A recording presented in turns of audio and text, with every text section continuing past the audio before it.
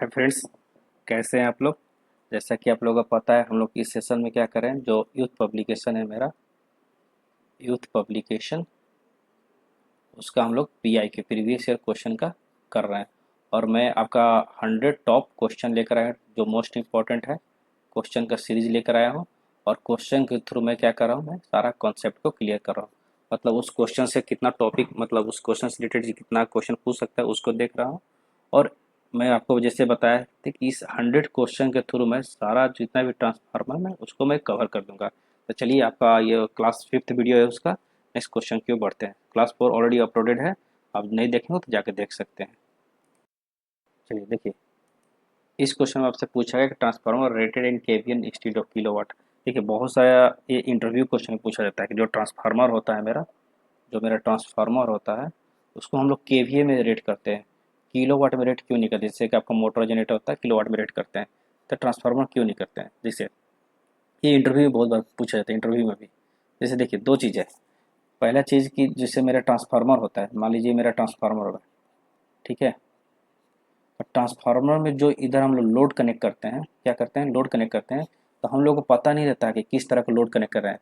वो लोड मेरा लैगिंग है, वो लोड मेरा लीडिंग है, वो मेरा लोड क्या है, यूनिटी यूनिटी है, यूनिटी पावर फैक्टर मतलब रेजिस्टेंस लोड, ठीक है। यहाँ लैगिंग मतलब इंडक्टिव लोड, कैपेसिटिव लोड, ठीक है। तो ये हम लोग को पता नहीं रहता है, ठीक है, पहला चीज़। दूसरा चीज़, जो ट्रांसफार्मर होता है उसमें दो लॉस होता है।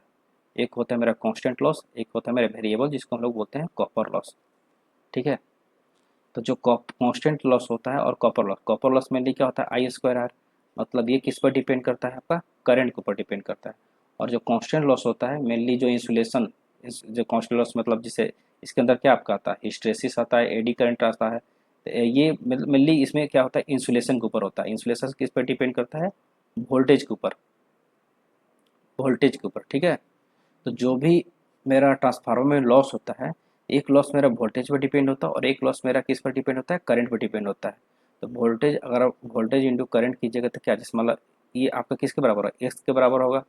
एसी है ना, ऐसे मत देख लीजिएगा वोल्टेज इंटू करंट पावर हो गया। पावर हो गया, कौन सा पावर, ठीक है। तो एसी में हम लोग एस बोलते हैं। जैसे आप पावर देखे होंगे, पावर ट्रेंगल, सॉरी, जैसे ये पावर पावर ट्रायंगल देखे होंगे, उसमें क्या होता है, जैसे यहाँ पर होता है एक आपका ये रियल पावर होता है, ये आपका रिएक्टिव पावर होता है, और एक अपरेंट पावर होता है। एस क्या होता है, वी इंटू आई, और ये वी आई को साइन फाई और कॉस फाई, रियल पावर, ठीक है। तो बस ये बोलने का पर्पस ये था कि जो ट्रांसफार्मर होता है उसमें जो लॉस होता है, कांस्टेंट और वेरिएबल लॉस, तो जो वेरिएबल लॉस, कॉपर लॉस को क्या बोलते हैं, वेरिएबल लॉस।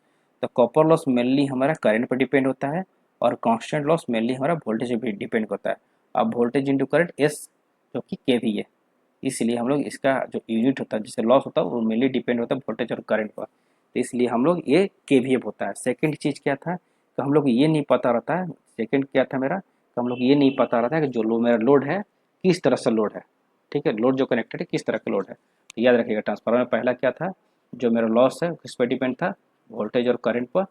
सेकेंड क्या था, जो लोड कनेक्टेड होता है हम लोग को नहीं पता है कि लोड क्या है, इंडक्टिव है, कैपेसिटिव है और रेजिस्टिव है, मतलब लैगिंग, लीडिंग और यूनिटी है। इसलिए इसका यूनिट हम लोग केवीए रखते हैं इंस्टीड ऑफ किलोवाट।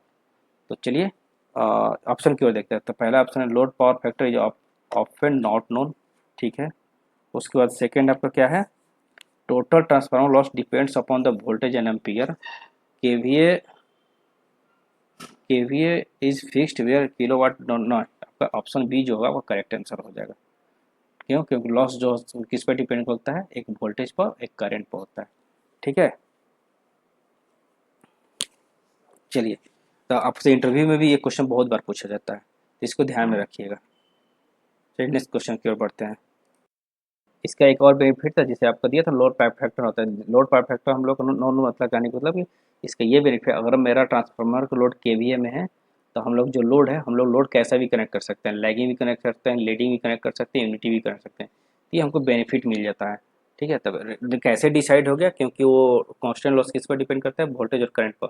तो वहाँ से केवीए हो गया, और उसका बेनिफिट क्या मिल गया हमको, जो लोड है हम लोग को नहीं पता होता किस तरह का है, तो हम लोग लोड कोई भी हम लोग कनेक्ट कर सकते हैं, lagging load, leading load, unity load, ठीक है। तो इसका करेक्ट आंसर आपका ऑप्शन बी हो जाएगा।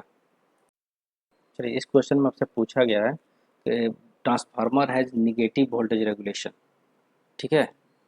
तो ट्रांसफार्मर का निगेटिव वोल्टेज रेगुलेशन कौन सा पावर फैक्टर होता है? जैसा कि आपको पता है कि जो वोल्टेज रेगुलेशन का जो ग्राफ होता है किस तरीके से होता है, इस तरीके से ग्राफ होता है, ठीक है, वोल्टेज रेगुलेशन का। अब देखिए ये जो पॉइंट है ये मेरा वोल्टेज रेगुलेशन, वी आर से डिनोट कर रहा हूँ वोल्टेज रेगुलेशन का। तो देखिए यहाँ पर एक पॉइंट है, ठीक है, और ये नीचे जगह निगेटिव की ओर, ये मेरा क्या है पॉजिटिव हो गया, इधर क्या हो गया, ये पॉजिटिव हो गया, ये मेरा क्या हो जाएगा, निगेटिव हो गया। देखिए ये जो वोल्टेज रेगुलेशन का मेरा जो कर्व है, ठीक है, तो ये क्या पॉइंट है, यहाँ पर जीरो हो रहा है, ठीक है, और ये इधर लेफ्ट, ये जो वाई एक्सिस है, वाई एक्सिस लेफ्ट साइड में क्या है, सारा निगेटिव है, वाई एक्सिस के राइट साइड में क्या है, पॉजिटिव है। तो अगर वोल्टेज रेगुलेशन इधर पूछा रहता, ठीक है, राइट साइड में, तो क्या होता, पॉजिटिव, और क्या उसको बोलते हैं, लैगिंग बोलते हैं। और यही इधर लेफ्ट साइड में पूछेगा तो इसको क्या बोलते हैं हम लोग, लीडिंग बोलते हैं, ठीक है, निगेटिव है वोल्टेज, मेरा क्या है, वोल्टेज रेगुलेशन निगेटिव है, ठीक है। तो आपसे पूछा है कि निगेटिव वोल्टेज रेगुलेशन कब होता है, पावर फैक्टर। तो निगेटिव वोल्टेज में तो मतलब क्या हुआ, यहाँ से यहाँ तक पॉजिटिव तो है, लेकिन यहाँ पर जीरो है और यहाँ से यहाँ निगेटिव हो रहा है, देख रहे हैं, ये जीरो से नीचे क्या हुआ, निगेटिव में जा रहा है। तो निगेटिव कहाँ होगा, लीडिंग पावर फैक्टर पर होगा। ये चीज़ समझ में आ गया। और देखिए यहाँ पर जैसे वोल्टेज रेगुलेशन फॉर्मूला भी दिया गया, जैसे ये मतलब वोल्टेज रेगुलेशन जैसे पर यूनिट में निकालना चाहें तो R P U cos phi plus minus X P U sine phi, आप देख सकते हैं, ठीक है। जैसे पी यू क्या होता है, जैसे पी यू जो पर यूनिट होता है ना, जैसे पी यू क्या होता है, actual value by base value. शायद आप लोगों को पता नहीं पता हो तो याद रखिएगा, actual value by base value, ठीक है। तो एक्चुअल वैल्यू यहाँ पर क्या है, आई आर एक वोल्टेज है, और बेस वैल्यू यहाँ पर फुल लोड जो आपका रेटिंग दिया रहता है तो वो बेस वैल्यू होता है।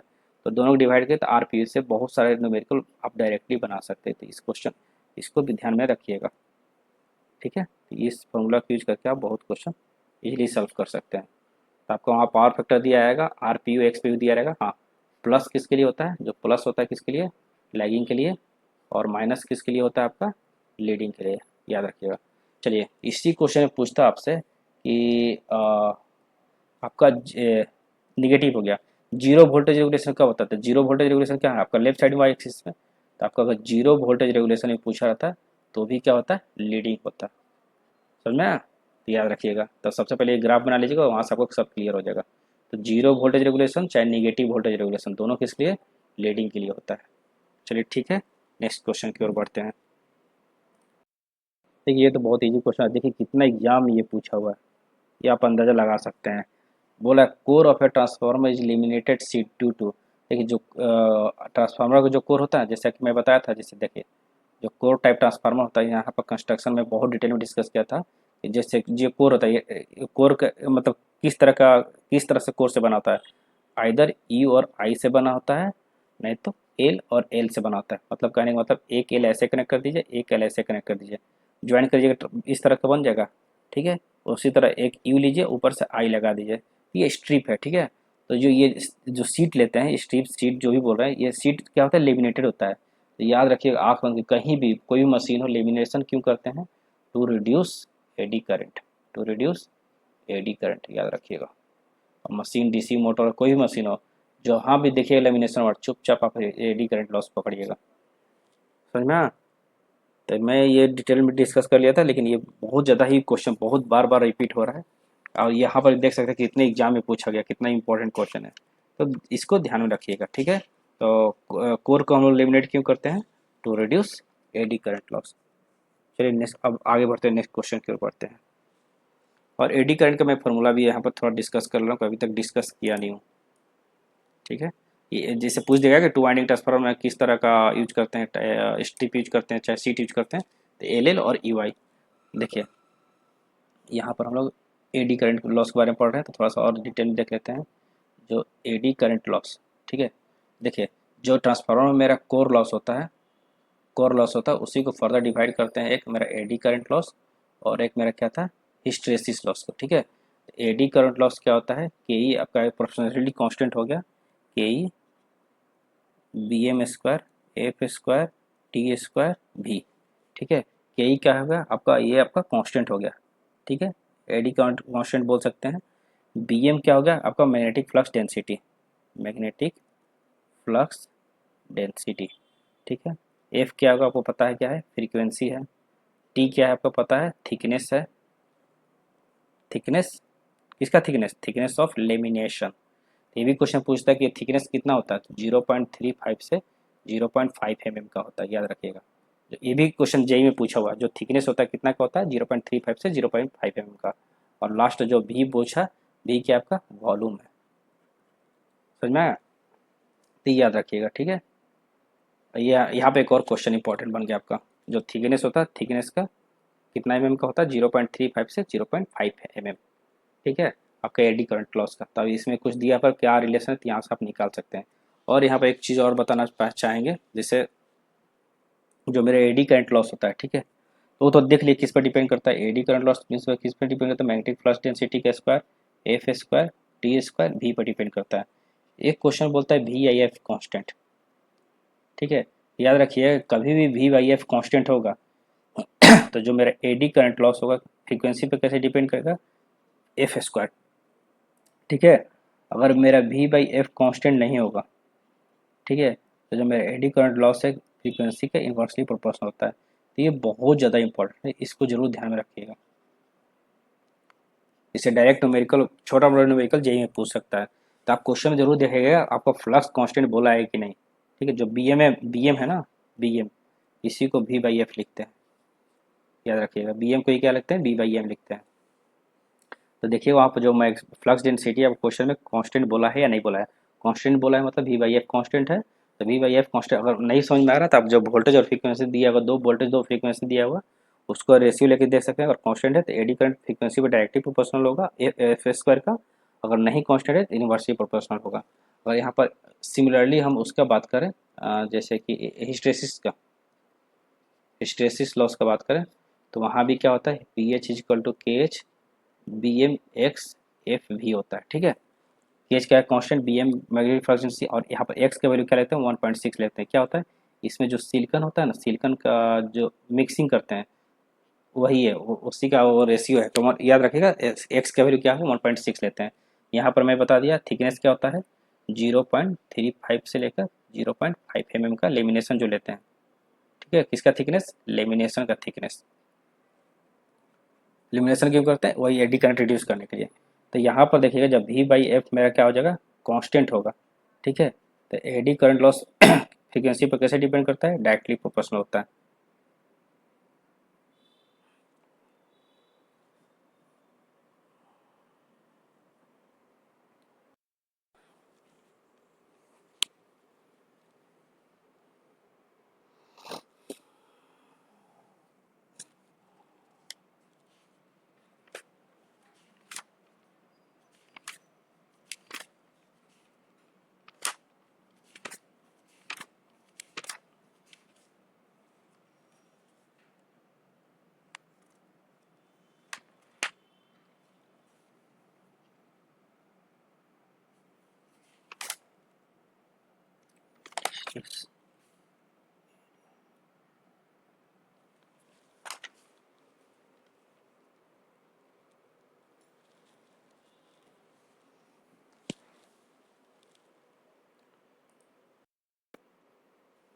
यहाँ पर मैं एक चीज़ गलत बता दिया हूँ, उसको मैं करेक्ट कर दे रहा हूँ, ये वाला चीज़ मैं गलत बता दिया हूँ। देखिए यहाँ पर क्या था, जब भी भाई एफ कॉन्स्टेंट था तो एडी करंट मेरा फ्रीक्वेंसी का डायरेक्टली प्रोपोर्शनल था, ठीक है। अगर भी वाई एफ कॉन्स्टेंट नहीं होगा तो एडी करंट लॉस मेरा क्या होगा, वोल्टेज का डायरेक्टली प्रोपोर्शनल हो गया, ये क्या हो जाएगा, वोल्टेज। तो मैं प्रूफ तभी नहीं बता रहा हूँ, तो ये चीज़ याद रखिएगा। और यहाँ पर हिस्टेसिस लॉस है, वहाँ पर वी बाई एफ कॉन्स्टेंट होगा, तो मेरा hysteresis loss directly proportional to F होगा। अगर मेरा V by F not constant और कांस्टेंट नहीं है, तो मेरा hysteresis loss inversely proportional to F हो जाएगा। मैं उल्टा बता दिया था इसको, ठीक है। तो ये ध्यान रखिएगा, क्या आपको ध्यान में रखना है, मैं फिर से रिपीट कर दे रहा हूँ। ये आपका एडी करंट लॉस का फार्मूला हो गया। अगर क्वेश्चन बोला गया कि वी बाई एफ कॉन्स्टेंट है, चाहे magnetic flux density B M जो कॉन्स्टेंट है, तो एडी करंट फ्रीक्वेंसी का डायरेक्टली प्रोपोर्शनल होगा और स्क्वायर का, ठीक है। अगर वी बाई एफ कॉन्स्टेंट है तो eddy current loss directly proportional to V का स्क्वायर हो जाएगा, वोल्टेज, वी क्या है, वोल्टेज है। अगर यही हिस्टेसिस लॉस लेते हैं, यहाँ पर क्या ले रहे हैं, हिस्टेरेसिस लॉस, हिस्टेसिस लॉस ले रहे हैं, ये फार्मूला हो गया हिस्टैरिसीस लॉस का। एक्स का वैल्यू एक 1.6 लेते हैं सिलिकॉन के लिए। अगर v बाई एफ कॉन्स्टेंट होगा तो hysteresis loss directly proportional to frequency, square नहीं है। और v by F not constant है तो hysteresis loss inversely proportional to frequency. थोड़ा सा मिस्टेक हो गया था यहाँ पर, मैंने ये चीज़ को यहाँ पर लिख दिया था। ठीक है, तो चलिए नेक्स्ट क्वेश्चन की ओर बढ़ते हैं। यहाँ पर हम इसको डिटेल में डिस्कस कर लिया। नेक्स्ट क्वेश्चन की ओर देखें, और यहाँ पर करेक्ट आंसर क्या होगा और थिकनेस कितना होना चाहिए सब देख लीजिएगा। किस तरह का सीट लेते हैं और डिटेल में डिस्कस हो गया। नेक्स्ट क्वेश्चन में बढ़ते हैं। अब देखिए, ये आपका आइडियल ट्रांसफार्मर का दिया है। जो आइडियल ट्रांसफार्मर होता है वो कैसा होता है ये बोला गया है। ठीक है, लेकिन कोई भी चीज़ आइडियल होता है, जो मतलब कोई भी चीज़ अगर आइडियल है मतलब क्या है, पूरा परफेक्ट है, उसमें किसी तरह का लॉस नहीं है, कुछ भी नहीं है, पूरा परफेक्ट है। तो बोला कि आइडियल ट्रांसफार्मर किसको बोलेंगे? No loss and magnetic leakage. सही बात है, जिसमें लॉस भी नहीं हो, कोई लीकेज नहीं हो, मतलब पूरा परफेक्ट है। लॉसेज बट नॉट मैग्नेटिक, नहीं नहीं, लॉस नहीं होना चाहिए। Interleaved primary and secondary winding. उसके बाद क्या बोल रहा है? A common core of primary and secondary winding. देखिए, इससे इसको आइडियल ट्रांसफार्मर से क्या लेन देन है? अगर ये ऑटो ट्रांसफार्मर ये सब बोलता तो समझ में भी आता। समझ में आया? तो मेनली आइडियल ट्रांसफार्मर क्या होता है? जिसमें कि कोई भी लॉस ना हो, पहला पॉइंट। जैसे यहाँ पर देखिए, ऑप्शन में भी आपका दिया हुआ है यहाँ पर, इसमें क्या हो, कोई भी लॉस नहीं चाहिए, इधर copper loss, variable loss, iron loss, किसी कोई तरह का लीकेज नहीं हो। ठीक है, नो वाइंडिंग रेजिस्टेंस, वाइंडिंग जो रेजिस्टेंस लेके चलते हैं ना उसको, वो भी नहीं, मतलब कहने का मतलब जो आइडियल है वो क्या है, पूरा परफेक्ट है। तो उसमें लॉसेज क्या हो जाएगा? जीरो हो जाएगा। परमेबिलिटी क्या हो जाएगा? इन्फिनाइट हो जाएगा, बहुत हाई परमेबिलिटी। तो इस तरह से क्वेश्चन पूछ सकता है। ठीक है, अगर जैसे यहाँ पर दिया इफिशियंसी, इफिशियंसी मैक्सिमम कितना? 100% होता है। इफिशियंसी मैक्सिमम होगा क्योंकि लॉस है ही नहीं, लॉस जीरो है। समझा? चलिए नेक्स्ट, ये मतलब नॉर्मल क्वेश्चन पूछा था। नेक्स्ट क्वेश्चन की ओर बढ़ते हैं।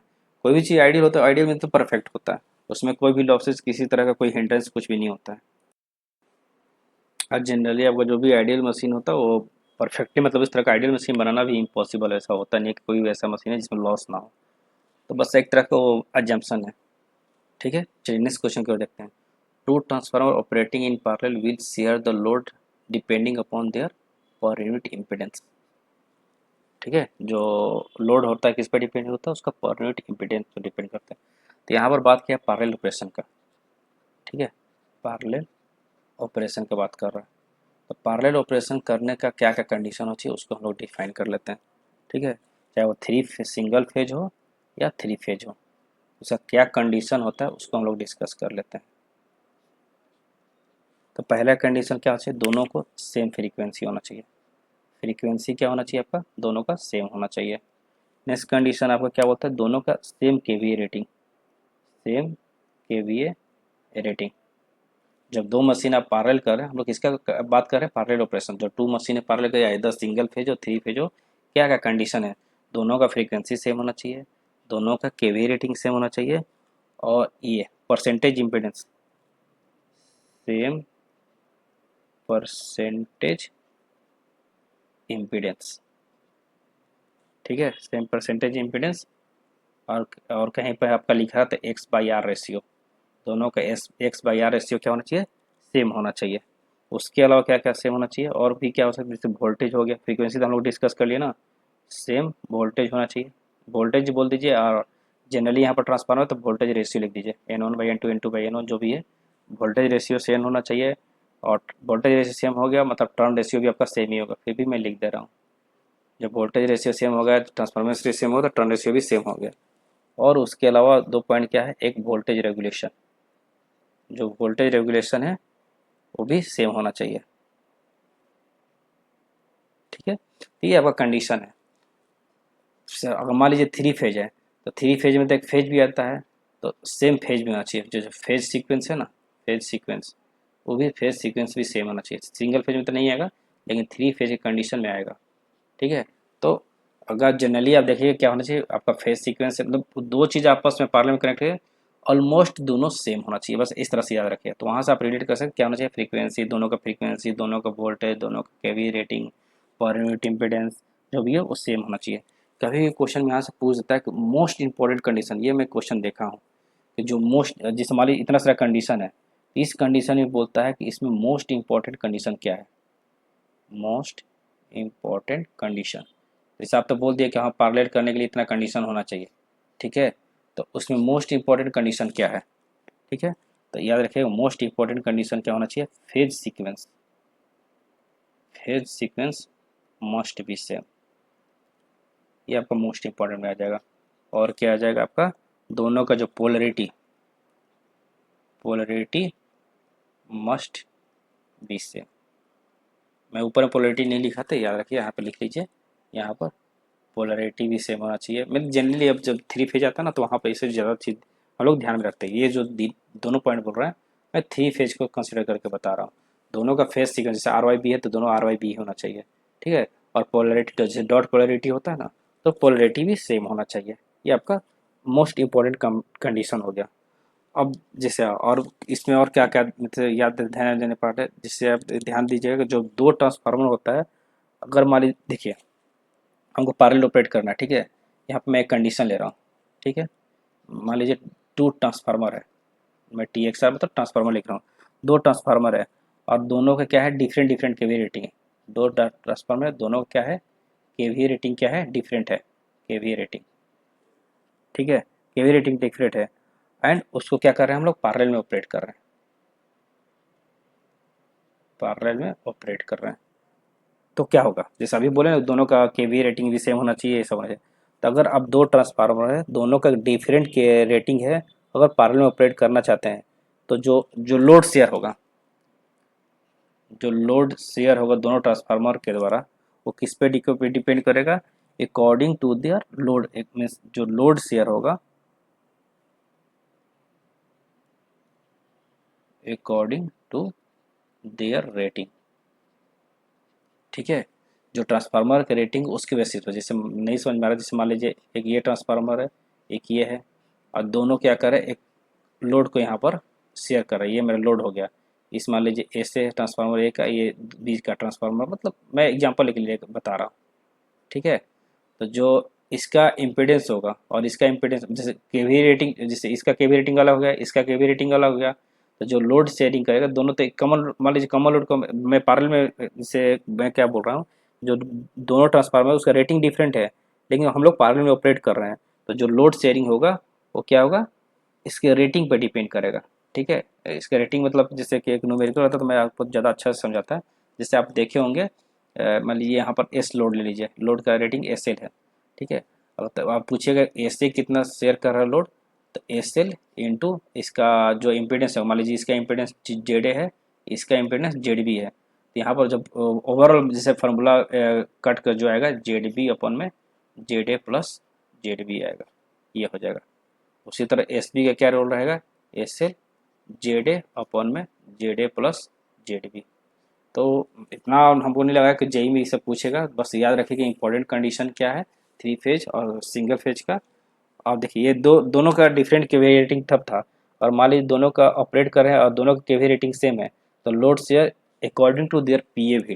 मेरा यहाँ पर्पस बताने का ये था कि जैसे मान लीजिए दो ट्रांसफार्मर है, ठीक है, टू ट्रांसफार्मर है, ठीक है। पहला दोनों का हम लोग पैरेलल में ऑपरेट कर रहे हैं, ठीक है, पैरेलल ऑपरेट करना चाह रहे हैं। एक कंडीशन है कि दोनों का जो रेटिंग है डिफरेंट रेटिंग है, और एक कंडीशन क्या है सेम रेटिंग है, सेम रेटिंग। इसमें जो लोड शेयर होगा, लोड शेयर किस पर डिपेंड करेगा, डिपेंड ऑन देयर रेटिंग, उसके रेटिंग पे डिपेंड करेगा। लेकिन जो इसमें जो लोड शेयर होगा उस पर किस पे डिपेंड करेगा, पर यूनिट वैल्यू पर डिपेंड करेगा। समझा गया, पर यूनिट वैल्यू तो per unit value of impedance, impedance पर डिपेंड करेगा। अब समझ में आ गया, बस मैं यही बताना चाह रहा था। तो इसमें जो लोड शेयरिंग होगा, लोड शेयरिंग वो वन ओपन में जेड पी यू पर डिपेंड करता है, तो ये याद रखिएगा, बस बस यही बताना चाह रहा था। अगर ये चीज़ ऊपर वाला समझ में नहीं आ रहा तो इसको आप हटा दीजिए, मैं भी हटा दे रहा हूँ, ये वाला चीज़ हटा दीजिए। बस आपको बताने का पर्पस ये था, अगर रेटिंग दो दो ट्रांसफार्मरों को पैरेलल में ऑपरेट करना है, अगर डिफरेंट रेटिंग है तो लोड शेयरिंग किस पे डिपेंड करता है, अपॉन देयर रेटिंग। अगर सेम रेटिंग है तो लोड शेयरिंग किस पे डिपेंड करता है, per unit value of impedance पर, ठीक है। अब चलिए, जिससे मान लीजिए हम लोग ट्रांसफार्मरों को पैरेलल में ऑपरेट कर रहे हैं, ठीक है। अगर मान लीजिए पैरेलल में ऑपरेट कर रहे हैं, वोल्टेज रेटिंग जो भी, यहाँ पर मैं कंडीशन ले रहा हूँ क्वेश्चन मार्क, जो पैरेलल में मैं ऑपरेशन कर रहा हूँ, ठीक है, पैरेलल में मैं ऑपरेशन कर रहा हूँ, सपोज मान लीजिए कि दोनों का वोल्टेज सेम नहीं है, वोल्टेज क्या है, सेम नहीं है, तो क्या होगा, जैसे मान लीजिए एक ये मशीन है और एक मेरा ये मशीन है, ठीक है, ये दोनों मिलके कहीं किसी को आप सप्लाई दे रहे हैं, यहाँ पर मान लीजिए बस बार है, ठीक है, बस बार कहीं सप्लाई दे रहे हैं, अगर मान लीजिए इसका E1 जनरेट कर रहा है, ये क्या कर रहा है, E2 जनरेट कर रहा है, दोनों का वोल्टेज सेम नहीं, मतलब मान लीजिए E1 ग्रेटर देन E2 है, तो क्या होगा, E1 मेरा E2 से बड़ा है, ये क्या करेगा, जैसे यहाँ की आपका जो वोल्टेज है, पोटेंशियल है, E1 जो है आपका E2 से बड़ा है, तो क्या हुआ, यहाँ पर सर्कुलेटिंग करंट फ्लो होने लगा, मतलब ये तो शेयर कर रहा है बस बार को, अब ये E2 को भी शेयर करने लगा, क्योंकि मेरा करंट कैसे फ्लो करता है, हाई पोटेंशियल से मेरा लो पोटेंशियल करंट फ्लो करता है ना, तो एक करंट क्या होगा, बस बार को तो जा रहा है, एक करंट क्या होगा, इसको भी जाने लगेगा, तो इसके कारण क्या होता है, अगर वोल्टेज सेम नहीं हुआ तो क्या होगा, सर्कुलेटिंग करंट फ्लो होने लगता है, अब सर्कुलेटिंग करंट फ्लो होगा, धीरे धीरे धीरे बहुत ज़्यादा हीट लॉस क्या होगा, बहुत ज़्यादा होगा, और मशीन जलने का पॉसिबिलिटी रहता है, इसलिए हम लोग क्या करते हैं, जो एसी करते हैं, जो एसी एनालिसिस करते हैं, एसी एनालिसिस हमेशा कोशिश करते हैं कि पैरेलल ऑपरेट ना करें, अगर करना पड़ा तो इस तरह कंडीशन आपको देखना पड़ेगा, अभी जिससे आप इंजीनियरिंग में लैंप मेथड हो गया, सिंक्रोनाइजिंग मेथड, जैसे लैंप सिंक्रोनाइज करके आप पैरेलल में कनेक्ट करते थे, वो चलो ठीक है, वो तो लैब लेवल समझाने के लिए, ठीक है, हम लोग मोस्टली क्या करते हैं, एसी में हम लोग पैरेलल ऑपरेशन को अवॉइड करते हैं, सिर्फ आपका ए सर्कुलेटिंग करंट कारण, ठीक है, तो चलिए इसको हम लोग देख लिया, और इससे रिलेटेड क्या और पॉसिबिलिटी था वो भी हम लोग देख लिए, तो इस पर क्या ठीक है, दो operating parallel share their load upon their per unit impedance, ठीक है, क्योंकि यहाँ आप ज्यूम करके चल रहे हैं, क्योंकि दोनों क्या है, पैरेलल में है, दोनों की रेटिंग भी सेम है, ठीक है, और दोनों का रेटिंग डिफरेंट होता तो किस पे डिपेंड करता है, अपॉन देयर रेटिंग पे डिपेंड करता, अगर दोनों का रेटिंग डिफरेंट रहता था, समझ में आया क्यों मैं बता रहा था, अगर रेटिंग डिफरेंट रहता तो क्वेश्चन का आंसर डी होता। चलिए नेक्स्ट क्वेश्चन की ओर बढ़ते हैं।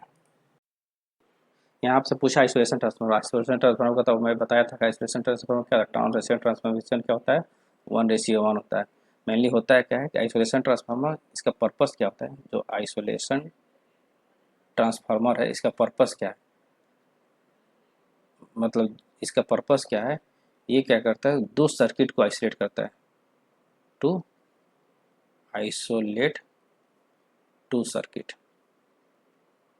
समझा गया, जैसे ट्रांसफार्मर में आपका क्या होता है, जैसे मेरे ये ट्रांसफार्मर है, ठीक है, तो जो भी मेरा सर्किट यहाँ पर प्राइमरी में कनेक्टेड है, कोई सर्किट मेरा सेकेंडरी में कनेक्टेड है, तो ये सर्किट मैग्नेटिकली कपल्ड होता है, ठीक है ना, दोनों एक दूसरे से कैसे कनेक्ट होता है, मैग्नेटिकली कपल्ड होता है, ठीक है, क्या होता है, ये मैग्नेटिकली कपल्ड होता है, ये इलेक्ट्रिकली कपल्ड नहीं होता है, ठीक है, इसमें जो इलेक्ट्रिकली कपल्ड, देखिए इलेक्ट्रिकल कनेक्शन है दोनों के बीच में नहीं है, ये मैग्नेटिकली कपल्ड होता है, तो इसलिए हम लोग आइसोलेशन ट्रांसफार्मर है, 1:1 से रेशियो का है, दो सर्किट में हमको करंट भी फ्लो करना है, और दोनों एक दूसरे से आइसोलेट भी है, दोनों एक दूसरे को टच ना करे, तो वहाँ पर इसका बहुत ज़्यादा ही एप्लीकेशन है, तो ऑप्शन तो सी हो जाएगा, लेकिन और समझ में आ गया इसका क्या पर्पस है, कहाँ यूज करते हैं, उसको हम लोग वहाँ पर यूज करते हैं जहाँ पर हम लोग दो सर्किट है, दोनों के विदाउट टच किए हुए हम लोग क्या करें, दोनों में करंट फ्लो कराना है, समझ में आया, तो वहाँ पर हम आइसोलेशन ट्रांसफार्मर का यूज करते हैं, जिससे मेनली जनरली जिससे हमारा पावर सिग्नल हो गया, ठीक है, कुछ पावर सिग्नल है, एक जैसे मान लीजिए पावर सिग्नल मतलब कि आप ले लीजिए आपका 230 वोल्ट सप्लाई का, कुछ एसी सप्लाई का सिग्नल है, आप एक कोई माइक्रो कंट्रोलर है, तो आप जाहिर सी बात है उसको स्टेप डाउन करके माइक्रो कंट्रोलर के लिए 12 वोल्ट उस देंगे देंगे ना, तो आप चाहते हैं कि जो मान लीजिए यहाँ पर हम लोग कन्वर्ट कर रहे हैं, लेकिन हम जैसे माइक्रो कंट्रोल जो भी इलेक्ट्रॉनिक्स पार्ट है, जो भी इलेक्ट्रॉनिक्स पार्ट है, आप उसको क्या कीजिएगा, जो हाई पावर है उससे आइसोलेट करना चाहेंगे, सर्किट में तो यूज कर रहे हैं लेकिन उसका आइसोलेट करना चाहिए, तो वहाँ पर हम आइसोलेशन ट्रांसफार्मर यूज कर सकते हैं, और ऑप्टो आइसोलेटर एक होता है, ऑप्टो ऑप्टो कपलर और ऑप्टो आइसोलेटर, वो भी यूज करते हैं हम लोग, वो प्रैक्टिकल एप्लीकेशन में बता रहा हूँ, ठीक है, तो आइसोलेशन ट्रांसफार्मर का यूज कहाँ था, और उसके ऊपर क्या होता है, ऑप्टो आइसोलेटर यूज होता है, मेनली आप ध्यान रखिएगा, इसका पर्पस है दो सर्किट को आइसोलेट करता है, और मतलब दो सर्किट में करंट फ्लो करना है, लेकिन एक दूसरे को बिना टच किए बिना, ठीक है, चलिए इसका ट्रांसफॉर्मेशन रेशियो टर्न रेशियो दोनों 1:1 ही होता है। नेक्स्ट क्वेश्चन की ओर बढ़ते हैं। देखिए इसको ये न्यूमेरिकल लिया हुआ है, ऑटो ट्रांसफार्मर का है, ठीक है, इसमें बोला गया कि 10 single phase 10 KVA 2000/200 volt 50 hertz transformer is connected to form a auto transformer. देखिए पहला चीज़ यहाँ से आप दो कनेक्शन बना सकते हैं, अगर एक तो 2000 से 2200 बना सकते हैं, और क्या बना सकते हैं 2000 to 180 100, ठीक है, ये आपका क्या हो जाएगा, एडिटिव नेचर हो जाएगा, और ये क्या हो जाएगा, सब्ट्रैक्टिव नेचर हो जाएगा। मतलब दो 2000 में 200 ऐड कर दिया तो 2200 हो गया, ठीक है, और इसमें माइनस कर दिया तो 1800 हो गया। दो कॉन्फ़िगरेशन आपका बन सकता है। देखिए अगर हम हमसे डायरेक्ट पूछेगा, देखिए आपको पोलैरिटी दिख रहा है, अगर मान लीजिए करंट यहाँ से फ्लो कर रहा है तो करंट यहाँ से लीव कर रहा है, और यहाँ पर करंट डॉट से इंटर कर रहा है, तो एक डॉट से लीव कर रहा है, एक डॉट से इंटर कर रहा है, तो मतलब अपोजिट हो रहा है, मतलब ये सेकेंड वाला केस है, ठीक है। तो आप बहुत सारा प्रैक्टिस कीजिए तो आपको पता चल जाएगा, पोलैरिटी आपको पता हो कहाँ से इंटर करता है, क्या करता है। नहीं पता है कोई बात नहीं, तो ठीक है। तो यहाँ पर दो पॉसिबिलिटी था, अगर एडिटिव नेचर बोलेंगे तो ये बनेगा, और सब्ट्रैक्टिव नेचर बोलेंगे तो ये बनेगा। देखिए आपका 2000 तो ये दे दिया, मतलब इस साइड का आपका फिक्स हो गया। आपको यहाँ पर बताना है क्या होगा, जैसे ये जो वोल्टेज है ये आपको बताना है 2200 होगा, 1800 होगा, ठीक है। देखिए तो आपको क्वेश्चन से हमको पता चल रहा है, जैसे आप जैसे यहाँ पर देखिए, ये जो डॉट पोलैरिटी दिख रहा है यहाँ पर, अगर करंट मेरा इंटर कर रहा है डॉट से, सॉरी लीव कर रहा है, तो यहाँ पर डॉट से इंटर कर रहा है, तो मतलब जो पोलैरिटी है, डॉट पोलैरिटी है, अपोजिट है। इसलिए यहाँ पर क्या है, मेरा जो डॉट पोलैरिटी है वो क्या है, अपोजिट शो कर रहा है, ठीक है। मतलब अपोजिट शो कर रहा है, मतलब कि यहाँ पर क्या है, ये सब्ट्रैक्टिव इन नेचर है, ठीक है। जो वोल्टेज है सब्ट्रैक्टिव नेचर, इसलिए यहाँ पर क्या हो जाएगा, मेरा 1800 वोल्ट हो जाएगा। तो ये चीज़ आपको समझ में आना चाहिए, इसलिए यहाँ पर डॉट दिया हुआ है, ठीक है। तो यहाँ पर 1800 हो गया, तो इस साइड में V1 साइड में, तो V1 इजिकल टू क्या ले, सॉरी V1 इजिकल टू हो गया 1800। आपका करंट कितना दिया आपका इस साइड, मान लो I1 ले लेते हैं इसको 50 एम्पियर, तो पावर कितना हो जाएगा 50 अपॉन में 1800, तो 90 केवी हो जाएगा, आई थिंक 90 केवी, 90 केवी लिख दे, किलो वोल्ट एम्पियर, ठीक है। तो आपको पता है ट्रांसफार्मर में क्या होता है, पावर और फ्रीक्वेंसी चेंज नहीं होती। क्या चेंज नहीं होता है, पावर और फ्रीक्वेंसी मेरा कांस्टेंट होता है। तो ये जो पावर है इधर प्राइमरी साइड में, सेकेंडरी साइड में यही होगा, ठीक है। तो 90 इंटू 10⁻³ अपॉन में 2000 यहाँ पर दिया हुआ है। तो यहाँ से आप आई निकाल सकते हैं, तो आपका आई कितना हो जाएगा यहाँ पर, 3 से ये 3 गया, 2 से 45, मतलब आई का वैल्यू हो गया 45 एम्पियर, ठीक है। देखिए इतना निकालने की जरूरत था नहीं, यहाँ से डायरेक्ट डी मार सकते हैं क्योंकि हमको पोलैरिटी पहले ही पता चल गया, ठीक है। ये जो V1 है, V1 तो 2000 होगा नहीं, क्योंकि 2000 देखिए यहाँ से आप कॉमन सेंस लगा के देखिए, इस क्वेश्चन में ज़्यादा दिमाग नहीं लगा, कॉमन सेंस लगाना है। यहाँ पर 2000 है और यहाँ भी 2000 कर देंगे, देख रहे हैं, ये तो पॉसिबिलिटी है नहीं है, क्योंकि दो पॉसिबिलिटी आती है, 2000 से 2200 बने, ठीक है। एडिटिव नेचर और सब्ट्रैक्टिव नेचर, 2200 ये बन सकता था, ये बन सकता था, लेकिन यहाँ पर डी ऑप्शन ये क्यों कर हो गया, क्योंकि जो डॉट पोलैरिटी से हम लोग चेक कर लिए, ठीक है। चलिए नेक्स्ट क्वेश्चन की ओर बढ़ते हैं।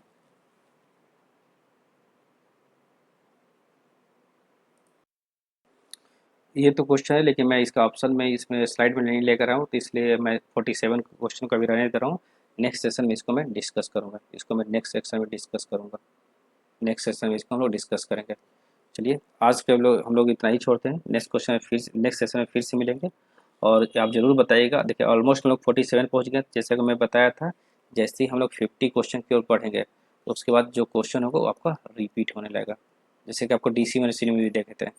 तो ऑलमोस्ट मैं सारा चीज़ कवर कर दिया हूँ, और भी जो भी क्वेश्चन मिलेंगे उससे मैं और भी कुछ, जैसे मान लीजिए करंट ट्रांसफार्मर, पोटेंशियल ट्रांसफार्मर से अभी तक एक भी क्वेश्चन नहीं मिला है, तो वो चीज़ अभी बचा हुआ है। अभी मैं यहाँ पर एक और चीज़ डिस्कस कर रहा हूँ, बहुत ज़्यादा इंपॉर्टेंट है। जैसे आप देखेंगे एप्लीकेशन पॉइंट ऑफ व्यू से, तो आपको पावर ट्रांसफार्मर और डिस्ट्रीब्यूशन ट्रांसफार्मर ये डिस्कस कर ले रहा हूँ, ताकि यहाँ से भी जेई में क्वेश्चन उठा लेते हैं। जैसा कि आपका PGCIL और DT और पावर RRB जेई का क्वेश्चन ये है। तो लास्ट टाइम एक क्वेश्चन यहाँ से था, RRB जेई में एक देखा था क्वेश्चन यहाँ से था डिस्ट्रीब्यूशन ट्रांसफार्मर से। देखिए दोनों में डिफरेंस क्या है, जैसे जैसे पावर ट्रांसफार्मर नाम से ही आपको पता चला क्या है, पावर है, मतलब ये क्या करता है, ये ट्रांसफर मोर पावर, ठीक है। ये क्या करता है, पावर ट्रांसफर नाम से ही पता चला कि ये क्या करता है, ट्रांसफर लो मोर पावर। ये कैसा ट्रांसफर करेगा, ये ट्रांसफर आपका क्या करेगा, लो पावर, ठीक है। पहला डिफरेंस हो गया, ठीक है। पावर ट्रांसफार्मर में जो वोल्टेज होता है वो क्या हो सकता है, स्टेप अप और स्टेप डाउन दोनों हो सकता है, स्टेप डाउन, ठीक है। पावर ट्रांसफार्मर में मेरा जो वोल्टेज होगा वो स्टेप अप और स्टेप डाउन दोनों हो सकता है, ठीक है। लेकिन डिस्ट्रीब्यूशन में याद रखिएगा, मैं यहाँ पर स्टार मार्क कर रहा हूँ, यहाँ पर जो वोल्टेज होगा ऑलवेज क्या होगा, ऑलवेज स्टेप डाउन होगा, ठीक है। जनरली जो हम लोग घर के नियर बाई होम, तो जो नियर बाई होम ट्रांसफार्मर होता है वो स्टेप अप नहीं होता, हमेशा स्टेप डाउन ही होता है। तो ये चीज़ जरूर ध्यान रखिएगा, ये जो पॉइंट है इसको जरूर ध्यान दीजिएगा, ये आपका इंपॉर्टेंट पॉइंट था। ठीक है, चलिए नेक्स्ट अब बढ़ते हैं। और क्या था, जैसे ये जो होता है इंडोर लोकेटेड होता है, इंडोर लोकेटेड, जैसे पावर ग्रिड हो गया, उसका स्विच यार्ड होता है ना, उसमें उसमें रहता है, फिक्स रहता है, वहाँ पर रहेगा। ये क्या होता है, ये आउटडोर लोकेटेड होता है। कहाँ होता है, आउटडोर, देखते हैं घर के बाहर में पड़ा रहता है, आउटडोर लोकेटेड। समझ में आया? इसका यूज कहाँ है, जैसे इस पॉइंट को ऐसे मार दे रहा हूँ, इसका यूज देखिएगा, तो जैसे यहाँ ये मतलब ये रहता कहाँ है, ये यूज करते हैं हम लोग पावर ट्रांसफर कहाँ का, ट्रांसमिशन और जनरेटिंग सिस्टम में। कहाँ यूज करते हैं हम लोग, ट्रांसमिशन में लाइन में यूज करते हैं, और कहाँ यूज करते हैं, जनरेटिंग जनरेटिंग स्टेशन होता है ना, जहाँ पर जनरेटिंग स्टेशन, जैसे मैं बताया था, मैं पावर ग्रिड में था, 400 200 के सब स्टेशन में था। ठीक है, तो वहाँ जनरेटिंग स्टेशन भी होता है, जहाँ से पावर जनरेट होता है, जैसे थर्मल पावर प्लांट है वहाँ पर यूज होता है, मैं तो यहाँ पर था ट्रांसमिशन लाइन में। ठीक है, ट्रांसमिशन है, दोनों जगह पर पावर ट्रांसफार्मर यूज करता है। ये हम लोग कहाँ यूज करते हैं, जैसे कि अभी बताया ना, जैसे जहाँ पर जैसे लोड के नियर बाय, जैसे ये क्या करता है, distribute power near to load. जैसे हमारे घर में सप्लाई होता है तो घर के आसपास में होता है ट्रांसफार्मर ना, तो वहाँ से आप समझ सकते हैं। ठीक है, तो अभी तक हम लोग क्या कहते हैं, पावर ट्रांसफर क्या होता है, मोर पावर ट्रांसफर करता है, ये लोड पावर ट्रांसफर करता है, ये क्या करता है, लो पावर ट्रांसफर करता है। ठीक है, पावर ट्रांसफार्मर क्या स्टेप अप स्टेप डाउन हो सकता है, लेकिन ये क्या होता है, स्टेप डाउन ऑलवेज होता है। ये इंडोर लोकेटेड होता है, ये आउटडोर लोकेटेड होता है। ये ट्रांसमिशन है, जनरेटिंग स्टेशन यूज होता है, और ये कहाँ यूज होता है, कहाँ डिस्ट्रीब्यूट पावर, जहाँ पर नियर बाई लोड होता है वहाँ पर हम लोग यूज करते हैं। ठीक है, देखिए यहाँ पर क्या होता है, जो लोड होता है, लोड का जो फ्लक्चुएशन होता है, फ्लक्चुएशन मतलब लोड जो डिस्टर्बेंस होता है वहाँ पर वेरी लो होता है, मतलब बहुत कम चांस है कि लोड यहाँ पर फ्लक्चुएट करेगा यहाँ पर, लेकिन लोड का जो फ्लक्चुएशन होता है वो बहुत हाई होता है।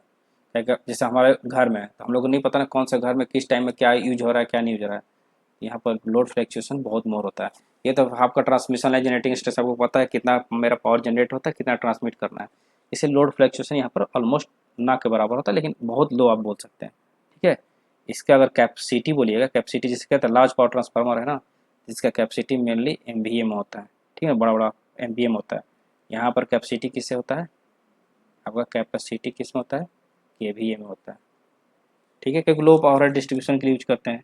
ठीक है, जो ट्रांसफार्मर होता है पावर ट्रांसफार्मर, इसे इफिशियंसी हम लोग कितना मान के चलते हैं, ऑलमोस्ट 100%, मतलब जो भी डिजाइन किया जाता है, इफिशियंसी जो मैक्सिमम इफिशियंसी डिजाइन किया जाता है, इफिशियंसी वो डिजाइन किस क्या मांग किया जाता है कि हम लोग हमेशा 100% इसका यूज करेंगे, 100% लोड को एज्यूम करके करते हैं। ठीक है ना, लेकिन ये जो डिजाइन होता है power distribution transformer, design for कितना, 50 to 75%, 50 to 75% ऑफ लोड, उसको एज्यूम करके डिजाइन किया जाता है। कहने का मतलब कि जो पावर ट्रांसफार्मर होता है उसको जो डिजाइन करते हैं वो 100% में एज्यूम करके जाते हैं, 100% लोड रहेगा उसमें। लेकिन जो मैक्सिमम इसका डिस्ट्रीब्यूशन ट्रांसफार्मर है और वो 50 to 70% 5 लोड लेके जाते हैं, क्योंकि उसमें फ्लक्चुएशन बहुत हाई होता है। ठीक है, और क्या बोल सकते हैं इसमें, हाँ इसमें जो टैप चेंजर होता है, जो टैप चेंजर नॉट यूज, इसमें हम लोग टैप चेंजर यूज नहीं कर सकते हैं पावर ट्रांसफार्मर में। ठीक है, लेकिन यहाँ पर आप टैप चेंजर यूज कर सकते हैं। ठीक है, तो ये भी रखेगा टैप चेंजर यूज्ड, और ये रखेगा ओनली इन डिस्ट्रीब्यूशन ट्रांसफार्मर में, डिस्ट्रीब्यूशन TXR, डिस्ट्रीब्यूशन ट्रांसफार्मर में हम लोग यूज करते हैं। तो मेनली आपको यहाँ पर 2-3 पॉइंट ध्यान देने वाला बात किया था, मैं उसको ग्रीन कलर से हाईलाइट कर रहा हूँ। देखिए ये तो नॉर्मल है कि हाँ पावर ट्रांसफर ही होता है, याद रखिएगा जो वोल्टेज होता है distribution transformer always step down होता है। ठीक है, यहाँ पर दोनों होता है, ये चीज़ मेरे इंपॉर्टेंट था। ये इंडोर लोकेटेड होता है, आपको तो समझेगा डिस्ट्रीब्यूशन ये तो घर के पास होता है, इंडोर नहीं, देखते घर के बाहर होता है, लेकिन ये पावर स्टेशन के अंदर होता है, इसलिए इंडोर लोकेटेड और ये आउटडोर लोकेटेड, ये ज़्यादा इंपॉर्टेंट पॉइंट था। ठीक है, और उसके बाद लोड फ्लक्चुएशन वाला देखिएगा, यहाँ पर लोड फ्लक्चुएशन कम हो, जाहिर सी बात है वो आपको पता रहता है। यहाँ पर हम लोग को पता नहीं है कि कौन सा लोड कब कनेक्ट कर रहा है, किस घर में कनेक्टेड होता है। उसके अलावा ये वाला पॉइंट याद रखिएगा, टैप चेंजर जो है यहाँ पर यूज नहीं करते हैं और यहाँ पर यूज करते हैं। तो चलिए आज हम इसको भी कवर कर लेंगे, पावर ट्रांसफार्मर डिस्ट्रीब्यूशन ट्रांसफार्मर में क्या डिफरेंस है, और 2-3 पॉइंट जैसे बताया था कि करंट ट्रांसफार्मर पोटेंशियल ट्रांसफार्मर नहीं आया, आगे क्वेश्चन हम लोग डिस्कस करेंगे। आज के लिए इतना ही, फिर मिलते हैं नेक्स्ट सेशन में। चलिए अच्छे से पढ़िए और अपना ध्यान रखें। Thank you so much.